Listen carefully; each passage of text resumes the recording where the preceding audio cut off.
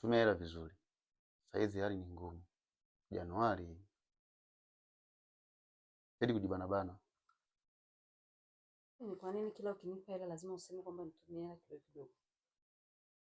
Yaani nitumie hela eti vizuri. Hebu niambie.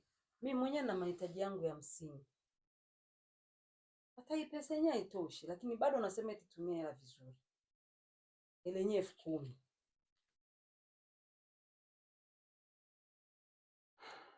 Sikiliza mke wangu. Pesa ni kama maji ya mvua. Ukiyakusanya kidogo kidogo utapata bwawa. Lakini ukiacha iyeyuke utapata jangwa. Hapo bado bora nini?